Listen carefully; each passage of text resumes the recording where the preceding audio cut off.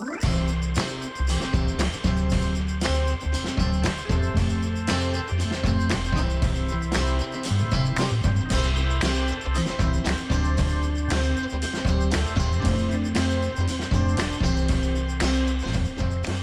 everyone, welcome back to my channel Sha-en Speaks. I'm so excited to have you here, and today we are answering our first ever question. Thank you so much, Ruth Yap, for submitting your question. And it's a really interesting one. She asks, I understand life is a journey, but how do we reconcile things that we cannot control versus the things that we can? When does one stop overthinking the boundaries of the two? Well, one of the greatest things that we face and the greatest pains is trying to control that we cannot. We often don't realize it, but we spend a lot of time, energy, and effort trying to control what is beyond our control.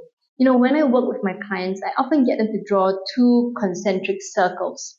On the inner circle, I ask them to write down what are the things they can control. And on the outer circle, I ask them to write down what are the things they cannot control. And very often, what falls in the inner circle are things that start from us. For example, our word choice, our tone, our emotions. Well, of course, there is a bit of gray area when it comes to emotions and thoughts, and we'll talk about that in a bit. But once they start filling that in, for example, our own responses also go into what we can control. And then they start filling in the outer circle, the things that they can't control. For example, what the government decides to do, what other people think of you, what your boss decides to do, what policies change in your company.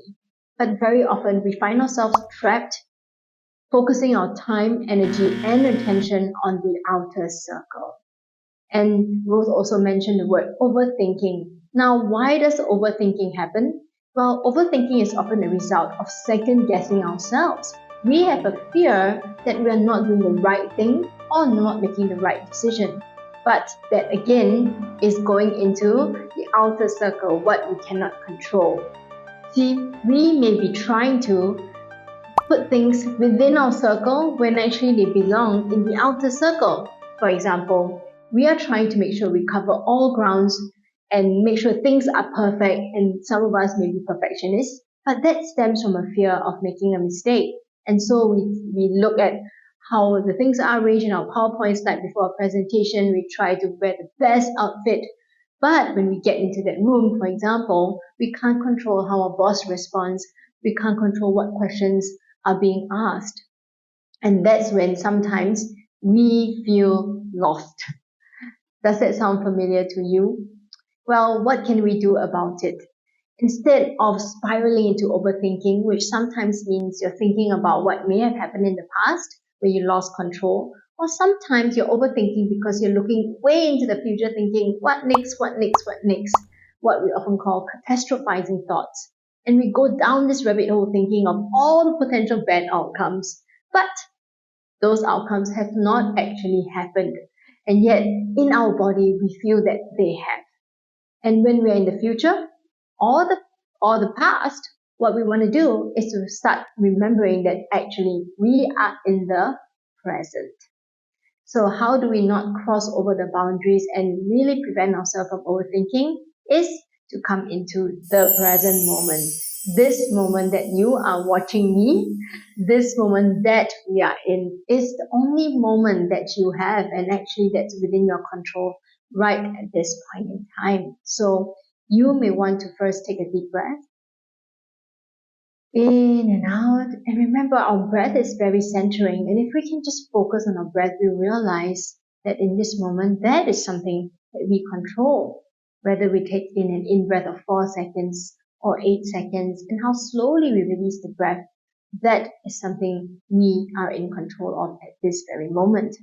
Our thoughts, sometimes they may be automatic thoughts that come in, and you wonder, why are they there? I don't want to be thinking about this.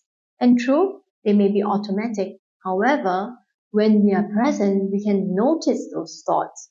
And once we notice it, we can just ask ourselves, is this thought something I want to really dwell on now? Is it helping me to think about this thought? Is it harming me? And we can make a far more informed decision and response. So, you may not be able to control that thought coming in automatically, but you can choose your response, and that puts you more in the driver's seat. This practice is often referred to as mindfulness, staying present in the moment without judgment and just becoming an observer. Very often we move from a thought into action in split seconds without realizing that we can take a moment to pause, create a bit of space, and then make a decision on what action to take. The other thing that can also help when you're overthinking, or perhaps you're thinking, why me? Or you're focusing too much on what you can't control. For example, other people's opinions of you, or a remark that maybe a colleague or a close friend said to you, and you're spiraling downwards. In moments like that, it's really important to practice self-compassion. Self-compassion simply means, taking care of yourself, giving yourself the hug that you wish others would give you, being kind to yourself. Sometimes our inner critic comes out and tells us all kinds of nasty things. For example, you're not good enough, you can't do it, everyone seems to be better than you. But sometimes we need to know what to pay attention to. So when you do notice the inner critic, take a deep breath, speak to the inner critic and say, hey, I see you. And in fact, I've given my inner critic a name. I call my inner critic the gremlin. And I say, dear gremlin, I see you. Now, if you don't mind, would you be able to sit down? Because there are other things I would like to attend to.